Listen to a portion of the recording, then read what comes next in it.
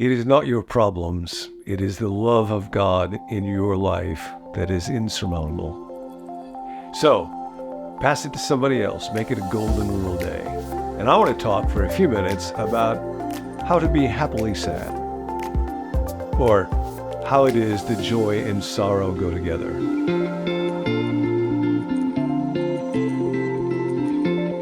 The second of the Beatitudes in the Sermon on the Mount is, "Blessed are those who mourn, for they shall be comforted." Now, that word blessed is a real important one, and it's got a loaded history. In the ancient Greek world, the word makarios was used to describe the blissful state of the gods. They are truly happy. And then it would also be used to describe a human being who was kind of living in that way, who was free from anxious care, didn't live under a crushing load of fatiguing labor, wasn't worried about death. And that's the word that is used that gets translated blessed, sometimes happy. It's a tricky word to translate for each one of the Beatitudes. It's fascinating that God's very first word to the human race in the book of Genesis, the first chapter, is blessed. God blessed the man and the woman. God said blessed. And then when Jesus begins the Sermon on the Mount, he begins again with that as his very first word, blessed, blessed, blessed. Survey Pinkiers says this in his book on the Beatitudes. This feature of the Beatitudes leads us to revise a certain idea of God's design for us, which is overly marked by fear. God has placed the desire for happiness in the heart of every human being as a fundamental trust. It's just in us. And he wants us to respond to it by sharing his own happiness with us, if we will allow ourselves to be led by him along paths known to him alone. Our God does not love happiness. Can I say that again? Our God does not love happiness. He takes no pleasure in tragedies and terrors, as the devil would have us believe, when he arouses the anxieties and fears hidden in our depths. God always has happiness and joy in view. He wants us to believe this for his sake on his own word. This is not to say that Christ promises an easy happiness without a struggle. And of course, that's always the illusion that we fall for. Every great teacher, lots of folks have written about this, every great moral teacher throughout history has to grapple with the question, we'll teach on it, what is the good life? Who is well off? And how do we move into that kind of life? And then who is a good person? And we're always tempted to think it's about circumstances. John Calvin, the reformer, wrote that most people think the happy person is someone who is free from annoyance, attains all of their wishes, and leads a joyful and easy life. And of course, if you want a recipe to raise a spoiled, unhappy kid, just try to make their life look that way. But ads always try to convince us it's just one purchase away. Wise thinkers have always understood then that in order to enter into the good life, it's going to involve some level of virtue, some level of goodness. Angry people, greedy people, envious people just end up not being very happy. So there's got to be some kind of connection there. Another word, in the ancient Greek world, Greek philosophers, Stoics are real popular in our day, Epicureans, hedonism, all of them were deeply interested in who is it that's happy. And Aristotle in particular coined the word eudaimonia. Daimon is related to the word for demon, but it just means an inner spirit. You is good. So having a good spirit, but in particular one that is connected to virtue, that is the person who can be happy. About 1960, in English, we started translating that word as flourishing, the flourishing life, not just happiness anymore, because happiness often connotes kind of a temporary state or a mood, whereas a flourishing person is someone who has entered into a certain way of life. And now Jesus is entering into that conversation and does it in a way that has impacted history more than any other teacher. And in this beatitude we're looking at today, he says, "Blessed are those who mourn." Now, this statement has often been understood. People often try to turn it into making mourning a good thing. And people will say things like, well, I guess you're supposed to mourn over your sin or mourn over your guilt or mourn over the fallen state of the world. No, no, no. He doesn't say, blessed are those who mourn because they mourn. He would be able to say that if he wanted to. It just says, blessed are those who mourn. And it's because, as we have seen in all these conditions, the kingdom of the heaven is available to folks that everybody thought was shut off from the good life, from the kingdom of heaven. And that includes those that mourn. Background context to this is in the prophet Isaiah in chapter 61. This is part of what's behind Jesus' words. Isaiah says, the Spirit of the sovereign Lord is on me because God has anointed me to proclaim good news. That's the gospel. The blessed life is available now to the poor. Blessed are the poor in spirit. He has sent me to bind up the brokenhearted, to comfort all who mourn. Blessed are those who mourn. What's going on here is Isaiah is saying, God has sent me to do this. Not because it's a good thing to mourn or to be poor, but because now the kingdom of heaven is available. The reign of God, the presence, the goodness, the power, the favor, the love of God is available to humanity. And in particular, the good news is it's available to people that our world has written off as the hopeless cases. Our world says, blessed are the winners. I am wearing, you might notice right now, a gift from my friend Len, who's the chaplain of the Buffalo Bills. The playoffs are going on right now. And we all know when it comes to our world, blessed are the winners. And if you're a loser, not so good.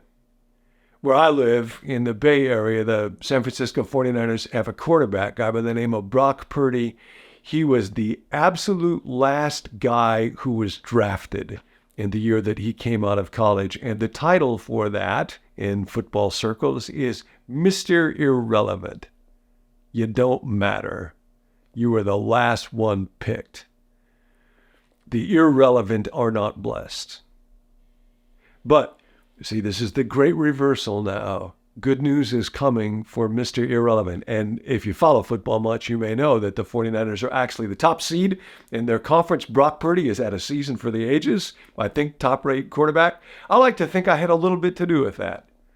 I actually spoke in chapel at 49ers Stadium on the Sunday of the very first game where Brock Purdy played and had a fabulous performance and upset Tom Brady and the Tampa Bay Buccaneers.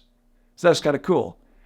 Unfortunately, I did the chapel for the Tampa Bay Buccaneers, so my contribution was apparently giving a talk that was so unmotivating that it enabled Brock Purdy and the 49ers to win. But still, I was able to do something. Now, Jesus is coming and he's saying, in a world that says, we know who the winners are. Blessed are the strong. Blessed are the beautiful. Blessed are the young. Blessed are the smart. He's saying, no. Blessed are those who mourn. Now, people who aren't mourning, they can be blessed too. The kingdom's available to them too. But Jesus wants us to know in a world that says, nope, you're not eligible.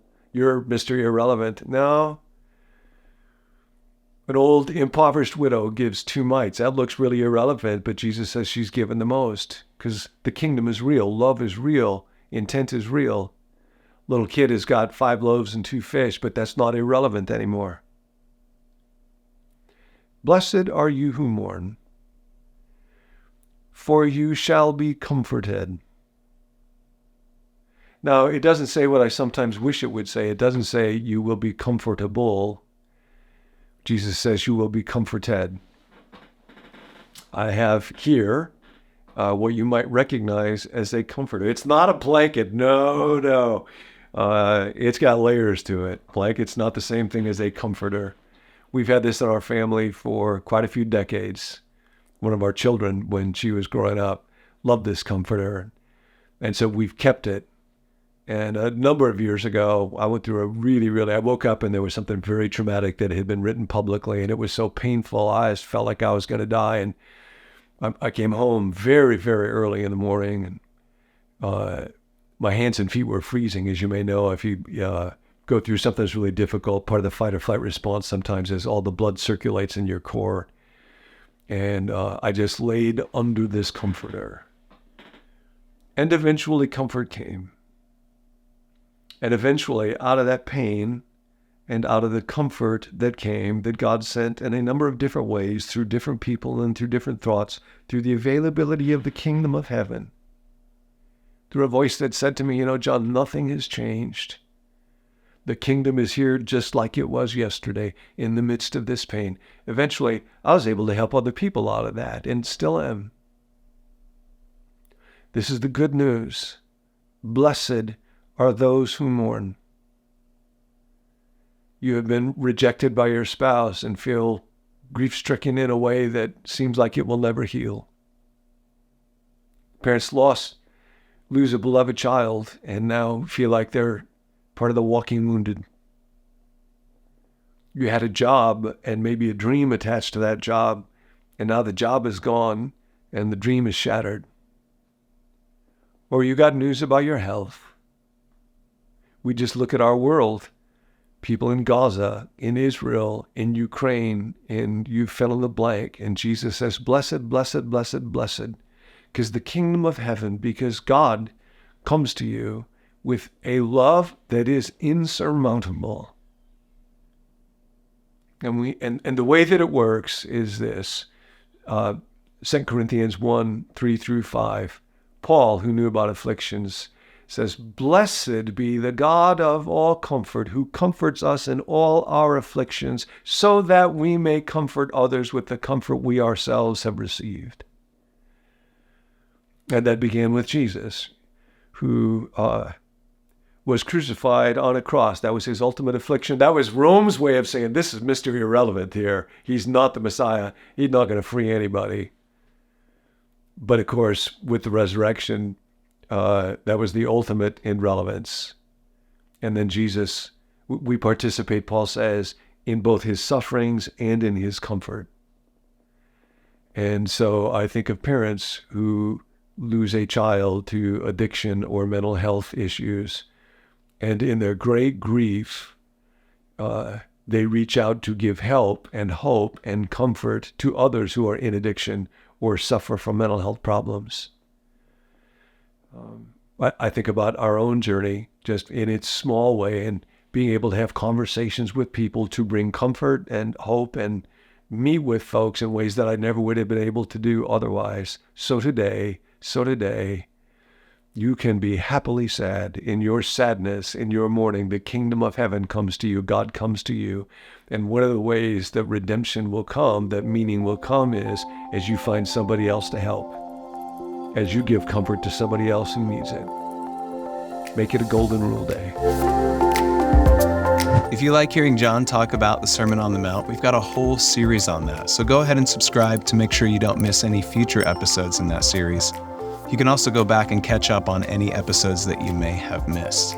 Now, if you're interested in the email or the text alert that goes along with each episode, you can let us know at becomenew.com/subscribe, and we'll make sure that you get those. If you want to help us spread the word about Become New, the best way to do it is just to watch, like, and comment each video that we put out. So we would love to hear your thoughts. If you want to chime in the comments, that would help us, and we'd love to engage with you there. Lastly, if you've got a prayer request, there's a group of us who meet each weekday to pray for viewers just like yourself. You can send us your prayer request to the number 855-888-0444, and we would love to pray for you. We'll catch you next time.